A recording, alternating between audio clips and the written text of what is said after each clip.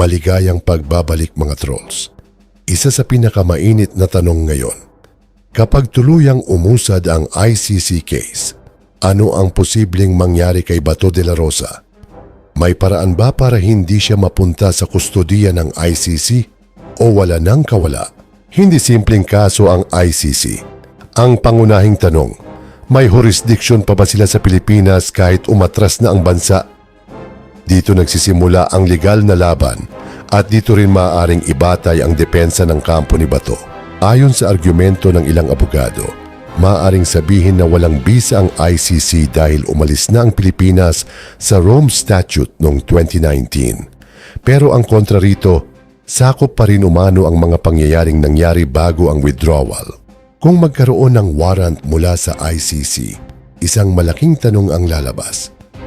Makikipagtulungan ba ang gobyerno? Dahil walang sariling pulis ang ICC, umaasa ito sa kooperasyon ng mga bansang kasapi o handang tumulong. May nagsasabing maaring manatili lang sa Pilipinas si Bato upang maiwasan ang pag-aresto sa ibang bansa. Pero sapat ba iyon?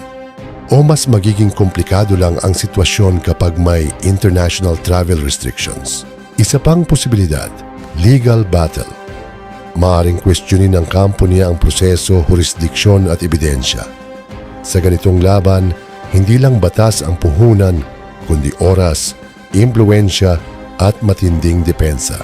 Pero tandaan, hindi automatikong guilty ang isang tao kapag iniimbestigahan ng ICC. Kailangan pa rin ng matibay na ebidensya. At dito, pumapasok ang pinaka-importanting tanong. Sapat ba ang hawak laban sa kanya? Habang tumatagal ang usapin, lalong umiinit ang opinyon ng publiko. Para sa iba, hustisya ito. Para naman sa iba, politika lamang. Ngunit sa likod ng lahat, isang legal na laban ang tahimik na lumalalim. Kung sakaling bumiyahe sa bansang kumikilala sa ICC, doon maaaring maging mas sensitibo ang sitwasyon dahil may mga bansang maaaring sumunod sa warrant kung may legal na obligasyon silang gawin iyon. Ngunit paano kung manatili lang sa loob ng bansa? Hindi ganon kasimple ang sagot. Dahil ang politika, diplomasiya at pagbabago ng administrasyon ay maaaring makaapekto sa direksyon ng kaso. Bago tayo magdaldalan dito, tanong ko, kung nakasubscribe ka na ba? Kung di pa, subscribe ka na King Inamoka. Salamat. Tuloy natin.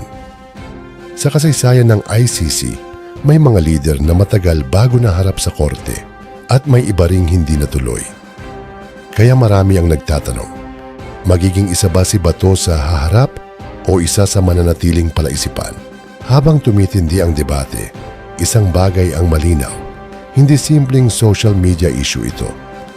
Isa itong international na usapin na maaaring makaapekto hindi lang sa isang tao, kundi sa imahe ng bansa. May ilan ding eksperto ang nagsasabing maaaring dumaan ito sa mahabang proseso. Hindi ito isang overnight na aresto o desisyon. Sa mga ganitong kaso, taon nang minsang binibilang bago umusad.